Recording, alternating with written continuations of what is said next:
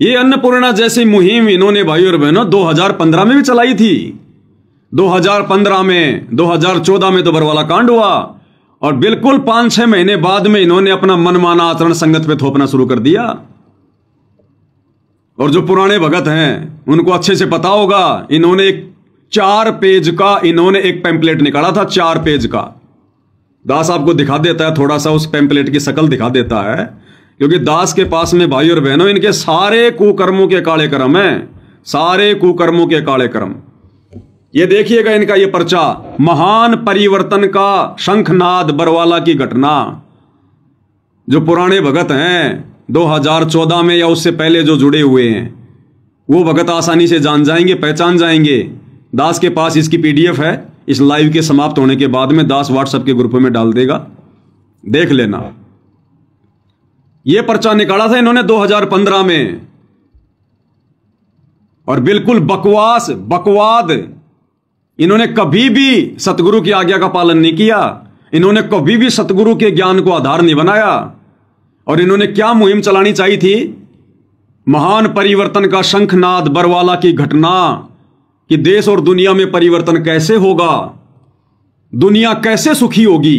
भक्ति से सुखी नहीं होगी दुनिया। इन्होंने जो फॉर्मूला बताया, उस फॉर्मूले से बेटियां बचेंगी, देश सुखी होगा। और कौन सा फॉर्मूला बताया इन्होंने? ये इसका पेज नंबर 1 है, इसका 2 नंबर पेज दिखाता हूं अब आपको। ये रहा, ये इसका पेज नंबर 2 है, जिसमें इन्होंने बहुत सारे फॉर्मूले लिखे हुए हैं देश और दुनिया को सुखी बनाने के। कि भाई सतगुरु रामपाल जी ने जो फॉर्मूले बताए ना, उस फॉर्मूले से दुनिया सुखी नहीं होगी।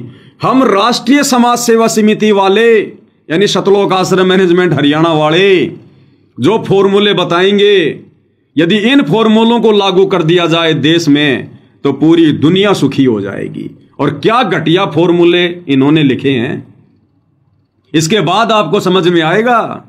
ये अन्नपूर्णा जैसा मनमाना आचरण ना जाने संगत पर इन्होंने कितनी बार थोपा है, और इनकी एक भी स्कीम सफल नहीं हुई। एक भी स्कीम इनकी सफल नहीं हो पाई। और क्या लिखा इन्होंने पेज नंबर 2 पर? बेटी बचाओ बेटी पढ़ाओ का कारगर फॉर्मूला। बेटी का जन्म होते ही उसी दिन से 5,000 रुपए अनुदान उस बेटी के खाते में बैंक में जमा होना प्रारंभ हो जाएगा। क्या कह रहे हैं ये राष्ट्रीय समाज सेवा समिति वाले, सतलोक आश्रम वाले? कहते हैं बेटी कैसे बचेगी भारत में, बेटी कैसे पढ़ेगी? जिस दिन से बेटी का जन्म होगा उसी दिन से 18 साल तक, जब तक वो बेटी 18 साल की नहीं हो जाएगी शादी के लायक, तब तक हर महीने राष्ट्रीय समाज सेवा समिति वाले, सतलोक आश्रम वाले हर महीने 18 साल तक 5-5 हजार रुपए उस बेटी के नाम का बैंक में खाता खोलकर उस खाते में डालते रहेंगे। बेटी का जन्म होते ही उसी दिन से 5,000 रुपए अनुदान उस बेटी के खाते में बैंक में जमा होना प्रारंभ हो जाएगा। जो महंगाई बढ़ने पर औसतन बढ़ाया जाएगा, यानी अगर महंगाई बढ़ेगी तो 5,000 से हम 6,000 भी करेंगे हर महीने। जो प्रति नागरिक वाले 5,000 अनुदान से भिन्न होगा। प्रति नागरिक वाला कौन सा? ये तो बेटी के लिए है। बाकी ये कह रहे हैं कि जो 85% जो हिंदुस्तान की जो जनता है, उसके खाते में हर महीने राष्ट्रीय समाज सेवा समिति, सतलोक आश्रम वाले हर महीने 5-5 हजार रुपए डालेंगे सबके खाते में। जैसे नरेंद्र मोदी जी ने चुनाव में जीत हासिल करने के लिए जनता को बेवकूफ बनाया था कि 15-15 लाख रुपए सबके खाते में आएंगे, बस मुझे एक बार प्रधानमंत्री बना दो। तो यार राष्ट्रीय समाज सेवा समिति वालों ने 2015 में अपना घटिया फॉर्मूला बताया दुनिया को।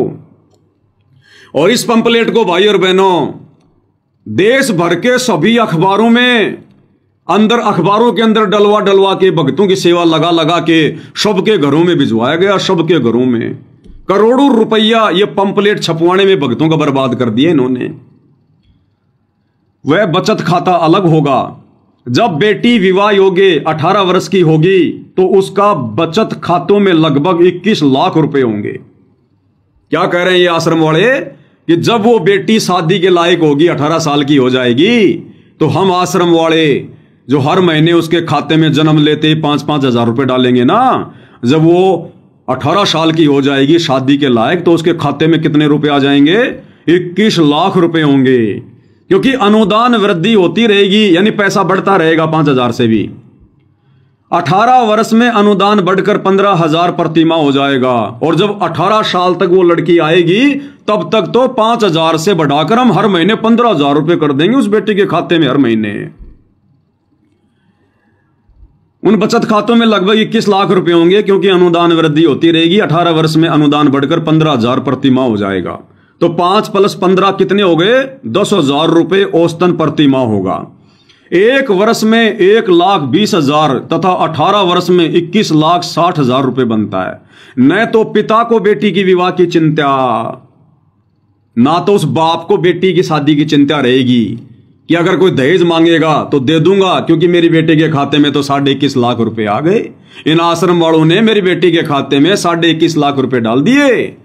तो ये आश्रम वाले, ये मंदबुद्धि प्राणी, सतगुरु भगवान ने तो रमेणी प्रथा बताई कि बच्चों ना हमने दहेज लेना ना हमने दहेज देना, इस प्रकार से इंसान सुखी होगा, बेटी बोझ बनने से बचेगी। और ये क्या कह रहे हैं कि हम आश्रम वाले जो 21 लाख रुपए उस बेटी के खाते में 18 साल में डाल देंगे, उन 21 लाख रुपयों को देखकर ना तो बाप को बेटी की शादी की चिंता रहेगी कि अगर कोई गाड़ी मांगेगा तो दे दूंगा, कोई दहेज मांगेगा तो दे दूंगा, क्योंकि बेटी के खाते में इन आश्रम वालों ने 21.5 लाख रुपए डाल रखे हैं। इनके फॉर्मूले सुनते जाना तुम।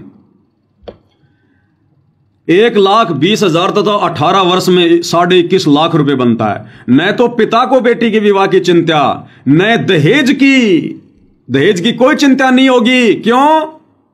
क्योंकि सामने वाला देख लेगा कि बेटी के खाते में तो 21.5 लाख रुपए आ रखे हैं, इस बाप से क्यों दहेज मांगूं? ये बेटी पैसे लेके कहां जाएगी? मेरे तो घर में लेके आएगी। तो उस दहेज के लालच में, उस 21 लाख रुपए के लालच में उस बेटी की शादी हो जाएगी। ससुराल वाले तुरंत कह देंगे हाजी हम करेंगे शादी इस लड़की से। और मंदबुद्धि हो, जब वो 21 लाख रुपए खर्च हो जाएंगे तब क्या दुर्गति होगी उस बेटी की? अरे जो लोग तुम्हारे द्वारा उस बेटी के खाते में डाले गए 21.5 लाख रुपयों को देकर शादी कर रहे हैं लालच में, और जब वो बेटी उनको 21 लाख रुपए दे देगी, 21 लाख रुपए चलेंगे कितने दिन? वो बेटा एक स्कॉर्पियो निकलाएगा, वो भी 22-23 लाख की आएगी। उसके बाद में उस बेटी के रोज जूत पड़ेंगे, जूत कि और ला क्या लाई तू, ये गाड़ी भी नहीं आई इससे। तो ये है इनका फॉर्मूला सतलोक आश्रम वालों का, बेटी बचाने का, बेटी पढ़ाने का, घर घर में झगड़े करवाने का फॉर्मूला इनका। न तो पिता को बेटी की विवाह की चिंता, ना दहेज की। ससुराल वाले हाथ जोड़कर बेटी को ले जाएंगे। क्यों नहीं ले जाएंगे? अरे जब 21.5 लाख रुपए दिखाई देंगे तो क्यों नहीं लेके जाएंगे? अपनी पुत्र वधू को पलकों पे रखेंगे। हां, उस समय तक रखेंगे जब तक 21.5 लाख रुपए खर्च नहीं हो जाएंगे। परिवार वाला 5,000 रुपए के अनुदान से बेटी की पढ़ाई का खर्च लाएगा। इस प्रकार बेटी बचेगी तथा बेटी पढ़ेगी। इस प्रकार से बेटी बचेगी, इस प्रकार से बेटी पढ़ेगी हिंदुस्तान में। अरे भाई, अगर यही फॉर्मूला बिल्कुल बढ़िया था, और उस समय भी ये यही कहा करते थे कि गुरुजी का आदेश है, हमने गुरुजी से आदेश लिए, ये फॉर्मूला हमें गुरुजी ने बताया है। जैसे आज ये वर्तमान में संगत को मूर्ख बना रहे हैं अन्नपूर्णा मुहिम के तहत, उस समय भी ये गुरुजी का ही नाम लेकर, गुरुजी का ही आदेश बताकर ये घटिया फॉर्मूला, मनमाना आचरण संगत पर थोप रहे थे। अरे फिर कहां गया तुम्हारा फॉर्मूला? अरे 2015 की बात है मेरे भाई, आज 2025 हो गई, 10 साल हो गई। किन किन बेटियों के खातों में तुमने 15-15 लाख रुपए डाल दिए अभी तक? एक भी बेटी का जिक्र करो, एक भी बेटी का नाम बताओ। अरे डाले किसी के खाते में तुमने हर महीने 5,000 रुपए? अरे इन आश्रमों में जो रमेणियां होती हैं, उस बेटी वाले से ये एक पाठ करवाते हैं 25,000 का। ये अपनी गुरु बहनों को तो नहीं छोड़ रहे, उनसे तो रमेणी के समय 25,000 रुपए ले रहे हैं पाठ के। लड़के वाले से 25,000 रुपए ले रहे हैं पाठ के, और ये दुनिया के खातों में 5,000 रुपए डालेंगे हर महीने। ये संगत को लूटने का षड्यंत्र था इनका। ये काल बलि सिर पर बैठा है कि इस प्रकार के झूठे घटिया फॉर्मूले संगत को दिखाकर संगत से ज्यादा दान धर्म इकट्ठा करो, और फिर ये अपनी मनमानियां करेंगे। ये काल का षड्यंत्र था संगत के कर्म फोड़ने का, लेकिन परमात्मा ने दया करी, गुरुदेव भगवान ने इनका ये घटिया फॉर्मूला संगत पर लागू नहीं होने दिया। अब प्रश्न उठेगा कि ये तो हवाई किले बनाने वाली बात है, कैसे संभव हो सकता है? तो आश्रम वाले क्या कह रहे हैं कि ये कैसे संभव होगा? देखना इनका उत्तर जैसे ऊपर एक मंत्री के एक घोटाले की राशि 1,75,000 करोड़ रुपए, जिससे 29,16,66,666 व्यक्तियों को एक वर्ष तक 5,000 रुपए प्रतिमाह अनुदान दिया जा सकता है। ऐसे ऐसे कई हजार घोटाले बंद हो जाएंगे। सेठ लोगों को ज्ञान होगा कि माया साथ नहीं जाती, धर्म साथ जाता है। अरब रुपए पास में है, करोड़ों की कोठी और कार है, मृत्यु तो होगी ही, फिर कुत्ता बनकर उस कोठी में प्रवेश को तरसेगा। फिर वह सेठ अपने देश के गरीब भाई बहनों के लिए राष्ट्रीय समाज सेवा समिति को दान किया करेगा। देख लो भाई और बहनों, सतगुरु को दान नहीं किया करेगा। वो सेठ लोग ज्ञान से परिचित होकर किसको दान करेंगे? राष्ट्रीय समाज सेवा समिति को। इतना आसान है क्या? दुनिया वाले सही सवाल कर रहे हैं कि ये तो हवा में किला बनाने वाली बात है तुम्हारी, कि हर महीने 18 साल तक बेटी के खाते में 5-5 लाख रुपए, 5-5 हजार रुपए डालोगे और हर देशवासी को हर महीने 5-5 हजार रुपए दोगे। ये संभव ही नहीं हो सकता, और वास्तव में संभव नहीं हो सकता भाई और बहनों, क्योंकि सतगुरु के भक्ति मार्ग में नहीं है ये तो काल का फॉर्मूला था संगत को लूटने के लिए, ठगने के लिए। तो ये क्या कह रहे हैं कि देश में जो बड़े बड़े नेता जो घोटाले कर रहे हैं ना, जैसे अभी अभी एक नेता ने घोटाला किया 2015 से पहले, जो कांग्रेस का था, हैं, और उसने कितना घोटाला किया? 1,75,00,000 और करोड़ का। तो कहते हैं उस घोटाले जितने पैसों में 29 साल तक हर एक देशवासी के खाते में 5-5 हजार रुपए डाले जा सकते हैं। तो सरकार तुम्हें क्यों देगी पैसा? मान लो किसी ने घोटाला नहीं किया और वो घोटाले का पैसा सरकार के पास में बचा हुआ है, तो तुम आश्रम वालों को सरकार क्यों देगी वो पैसा जो तुम लोगों के खातों में बांटोगे? तो ये देखो कितने मंदबुद्धि हैं भाई और बहनों, कोई सिर पैर नहीं है इनकी योजना का, कोई सिर पैर नहीं। जैसे ऊपर एक मंत्री के घोटाले की राशि 1,75,000 करोड़ रुपए, जिससे 29,16,66,666 व्यक्तियों को एक वर्ष तक 5,000 रुपए प्रतिमाह अनुदान दिया जाएगा। ये लोग आश्रमों में बैठकर 2015 में स्कीम बना रहे थे कि हम ऐसा करेंगे, आने वाले समय में घोटाले बंद हो जाएंगे, फिर हमारे खातों में, राष्ट्रीय समाज सेवा समिति के खातों में सारे पैसे डाया करेंगे, सरकार हमारे पैसों में, हमारे खाते में पैसे डालेगी, और इतने रुपए में तो हम हर आदमी को 5-5 हजार रुपए दे सकते हैं। हवा में तीर मार रहे थे लोग बैठ के। सेठ लोगों को ज्ञान होगा कि माया साथ नहीं जाती, धर्म साथ जाता है। अरब खरब रुपए पास में है, करोड़ों की कार और कोठी है, मृत्यु तो होगी, फिर कुत्ता बनकर उस कोठी में प्रवेश को तरसेगा। फिर वह सेठ अपने देश के गरीब भाई बहनों के लिए राष्ट्रीय समाज सेवा समिति को दान किया करेगा। इस प्रकार भारत विश्व का धनी बनेगा। इस प्रकार से भारत विश्व का धनी देश बनेगा जब हर एक के खाते में 5-5 हजार रुपए डालोगे। इस विधि से ये आश्रम वाले कह रहे हैं कि भारत धनी देश बनेगा। फिर भक्ति गई तेल लेने। अरे सतगुरु तो भक्ति से, दान पुण्य से लोगों को धनी बनाने आया है, और ये लोग इस प्रकार से हर एक के खाते में 5-5 हजार रुपए डालकर ये लोगों को धनी बना रहे हैं। भक्ति करेगा कोई? अरे भगवान तो कहते कि सुख के माथे पत्थर पड़ो जो नाम हृदय से जाए, और बलिहारी उस दुख के ऊपर जो पल पल नाम रटाए। तो भाई और बहनों विचार करो, अगर हर एक देशवासी के खाते में ये आश्रम वाले 5-5 हजार रुपए डालेंगे तो भक्ति क्या खाक करेंगे? अरे आने वाले समय में ना कोई शादी का खर्चा, ना कोई विवाह का खर्चा, ना कोई लेन, ना कोई देन, ना दुनिया भर का टैक्स होगा इतना, ना इतना कोई खर्चा होगा, ना कोई महंगाई होगी, ना कोई नशा करेगा, ना शराब पिएगा। तो 5,000 रुपए तो भाई और बहनों 1,00,000 रुपए के बराबर होंगे। तो जिसके घर में हर महीने 5,000 रुपए आएंगे आने वाले समय में, वो भक्ति करेगा क्या? उसके भाव बनेंगे क्या? और गुरुजी कह रहे हैं कि भक्ति तो दुख में होती है। तो ये इन आश्रम वालों का फॉर्मूला है। जैसे वर्तमान में इन्होंने ये अन्नपूर्णा मुहिम चलाई है भक्तों के कर्म फोड़ने के लिए, भक्तों के ऊपर जगत का भार चढ़ाने के लिए, जगत वालों पे भक्तों का भार चढ़ाने के लिए। इस प्रकार भारत विश्व का धनी देश बनेगा। अब प्रश्न उठेगा कि आप सरकार बनाएंगे? ये खुद ही सवाल कर रहे हैं जनता की तरफ से कि जनता सवाल करेगी क्या आप लोग सरकार बनाओगे क्या? क्योंकि सरकार तो तुम्हें देगी नहीं पैसा। सरकार तुम्हें क्यों देगी पैसा? तो क्या तुम लोग सरकार बनाओगे? तो ये क्या कह रहे हैं? उत्तर नहीं, सरकार कोई भी बनाए जिसके भाग्य में है। हम उस मुख्यमंत्री जी तथा प्रधानमंत्री जी को संत रामपाल दास के सत्संग विचार सुनाकर स्वच्छ प्रशासन प्रदान करने का आग्रह करेंगे, सरकार चलाने में सहायता भी करेंगे। अरे भैया, सरकार चलाने में सहायता कैसे करोगे? तुम सरकार में होगे तभी तो सहायता करोगे। और कह रहे हैं हम सतलोक आश्रम वाले, राष्ट्रीय समाज सेवा समिति वाले उस प्रधानमंत्री और मुख्यमंत्री को संत रामपाल जी के सत्संग सुनाकर स्वच्छ शासन करने का हम उसको प्रेरित करेंगे। तो 2015 से 2025 10 साल हो गई, तुमने कौन से मंत्री को, कौन से प्रधानमंत्री को संत रामपाल जी का ज्ञान सुना दिया? कौन सा मंत्री प्रधानमंत्री संत रामपाल जी की शरण में आ गया? कौन से मंत्री प्रधानमंत्री ने संत रामपाल जी के नियम अपने राज्यों में लागू कर दिए? अरे 10 साल हो गई, भारत के प्रधानमंत्री नरेंद्र मोदी ने तो 10 साल में संत रामपाल जी का एक बार भी अपने मुंह से नाम तक नहीं लिया। हरियाणा के मुख्यमंत्री ने कौन सा नियम मान लिया संत रामपाल जी का, जिसकी दिन रात तुम लोग चापलूसी कर रहे हो? हम सरकार चलाने में सहयोग करेंगे, प्रधानमंत्रियों को ज्ञान समझाएंगे। तुम तो समझ जाओ पहले ज्ञान, तुम तो पहले ज्ञान आधार से भक्ति कर लो, अपने कर्म बना लो। तुम तो दिन रात अपने कर्म फोड़ रहे हो।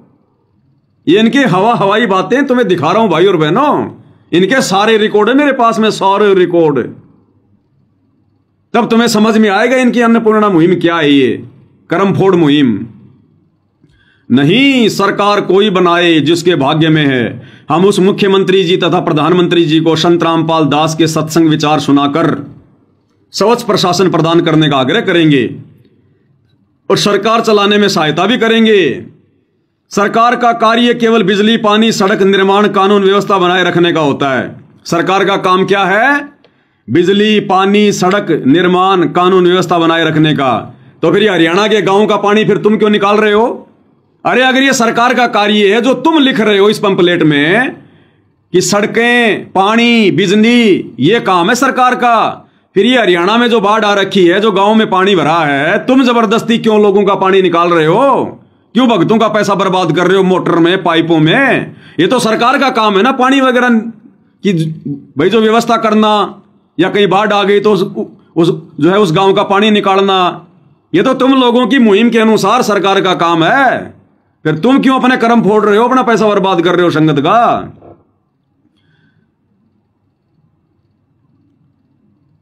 सरकार का कार्य केवल बिजली, पानी, सड़क निर्माण, कानून व्यवस्था बनाए रखने का होता है। वह तो घोटाला करने के पश्चात भी चलता रहता है। हम तो घोटालों वाला पैसा गरीब जनता को अमीर बनाने के लिए सरकार से प्रयोग करवाएंगे। तुम्हारी क्यों मानेगी सरकार भाई? करे हम तो जो घोटाले वाला पैसा है ना, घोटाले का पैसा, वो सरकार से जनहित के कार्यों में लगवाएंगे। क्यों लगाएगी सरकार तुम्हारे कहने से? तुम क्या लगते हो सरकार के? और अगर तुम्हारे कहने से अगर सरकार कार्य करेगी तो फिर सरकारी आदमी तुम हुए, फिर वो मंत्री हुए। अरे तुम्हारे कहने से, आश्रम वालों के कहने से अगर सरकार अगर जनहित के कार्य करेगी, पैसा लगाएगी, तो सरकार कौन चला रहा है? फिर तुम चला रहे हो, वो मुख्यमंत्री चला रहा है। सरकार का कार्य केवल बिजली, पानी, सड़क निर्माण, कानून व्यवस्था बनाए रखने का होता है। वह तो घोटाला करने के पश्चात भी चलता रहता है। हम तो घोटालों वाला पैसा गरीब जनता को अमीर बनाने के लिए सरकार से प्रयोग कराएंगे।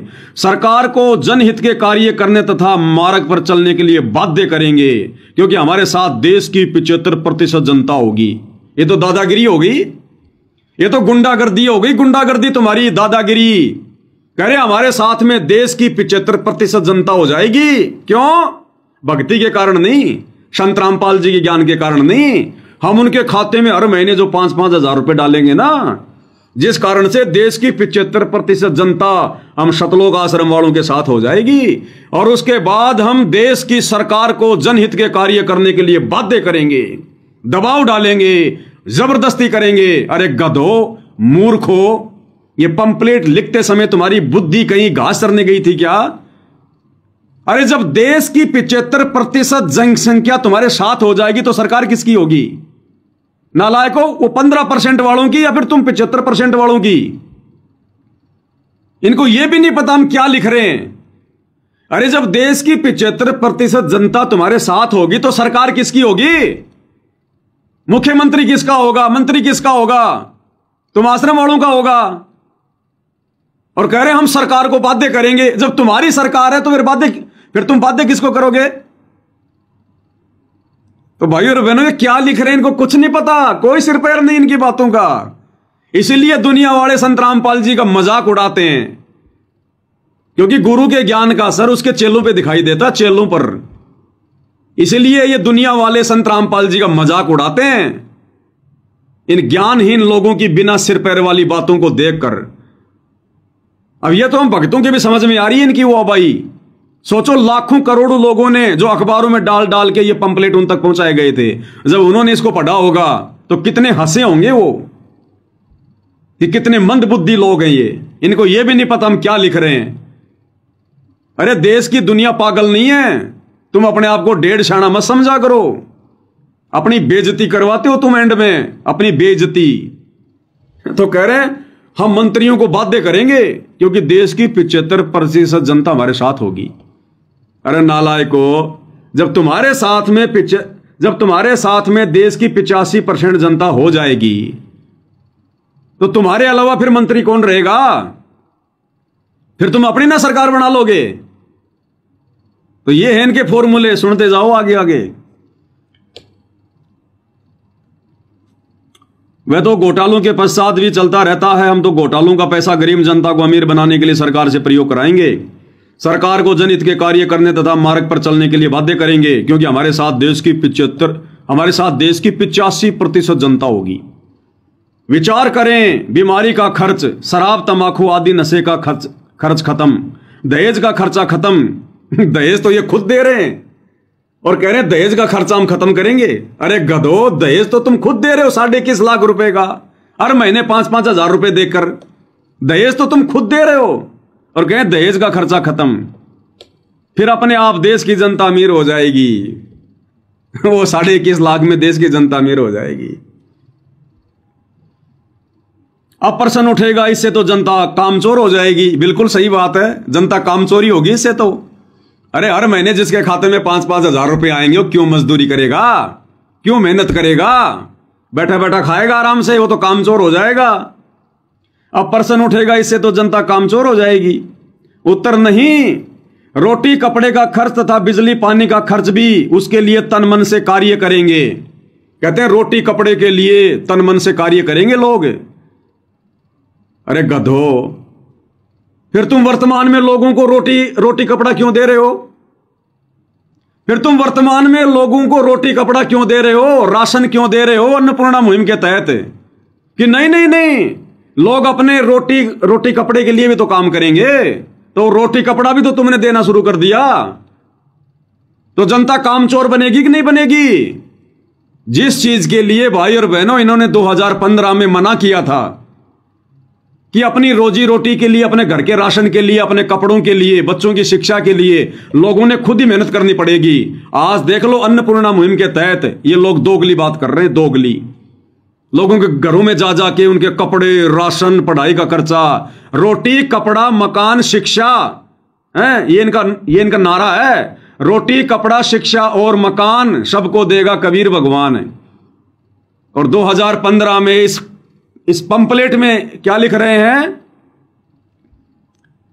प्रश्न उठेगा, इससे तो जनता कामचोर हो जाएगी। नहीं, रोटी कपड़े का खर्च तथा बिजली पानी का खर्च भी उसके लिए तन मन से कार्य करेंगे, क्योंकि टेंशन फ्री हो जाएंगे तो काम करने की रुचि अधिक बनेगी तथा धन जोड़ने की आदत भी तो विद्यमान है। चिंता मुक्त होकर प्रत्येक भारतवासी इज्जत से जीवन जिएगा तथा भक्ति भी करेगा। बताओ, मीडिया वाले भाई बहनों से निवेदन है, यदि आप भारत को सोने की चिड़िया तथा जगत गुरु देखना चाहते हो तो आप हमारा सहयोग दो। भारतीय संस्कृति को बिगाड़ने तथा कुरीतियों को बढ़ाने तथा युवा समाज को शर्मसार करने वाले वस्त्र तथा मनमाना विवाह प्रथा को बढ़ाने में मीडिया की अहम भूमिका रही है। बताओ, ये दुनिया भर की बकवाद इन्होंने, अभी मैंने आपको एक पेज भी पूरा पढ़ के नहीं दिखाया, जबकि इसमें 4 पेज है, 4 पेज। तो ये है इनके घटिया फॉर्मूले। इसलिए दास कहता है कि ये जो अन्नपूर्णा मुहिम है ये मेरे गुरुदेव भगवान की तरफ से कोई आदेश नहीं है, ये उनके भक्ति विधान के अनुसार नहीं है। इसलिए दास इस जैसी घटिया मुहिम पर 3 बार थूकता है, थू थू थू। क्योंकि भाई और बहनों, ये ज्ञान मार्ग है, देखा देखी का मार्ग नहीं है। ये कलयुग की बिचली पीढ़ी है। सतगुरु ने सबको शिक्षित कर दिया, ज्ञानी बना दिया। अब हम तुम्हारे झांसे में नहीं आने वाले, आश्रम वालों, काल के दूतों, काल के एजेंटों। अब हम तुम्हारे झांसे में नहीं आने वाले। सतगुरु ने हमारे को विवेकी बना दिया, विवेकी, ज्ञानी। इस ज्ञान का प्रयोग करेंगे। 30 साल तक सतगुरु ने गांव गांव जाकर लोगों की गालियां खाकर, लोगों के लठ खाकर, जेल जाकर यातनाएं सहन कर कर ये जो ज्ञान हम तक पहुंचाया है ना, ये सतगुरु का मजाक उड़ाने के लिए नहीं पहुंचाया। सतगुरु ने इस दिन के लिए ये ज्ञान दिया था कि बच्चों, जब वो परीक्षा का समय आएगा और ये काल संगत में कुसंगत पैदा करके मेरे परिवार वालों को, इन कोऑर्डिनेटरों को, आश्रम वालों को प्रेरित करके तुम्हारे जो ये कर्म फुड़वाएंगे ज्ञान विरुद्ध कार्य करवा के, उस समय बच्चों तुमने इस मेरी मेहनत का मेरे को जो है बल्कि फल देना है। तो आज सतगुरु को उनकी मेहनत का फल मिल रहा है, जब उनके बच्चे ज्ञान को आधार बनाकर इनके हर एक पाखंड के ऊपर, अज्ञान के ऊपर ज्ञान आधार से प्रहार कर रहे हैं। तो हम तुम्हारे भाई किसी भी लोभ में, परलोभ में, तुम्हारी झूठी और इस प्रकार की घटिया मुहिम के झांसे में आने वाले नहीं हैं। हमें सतगुरु ने ज्ञान दिया है।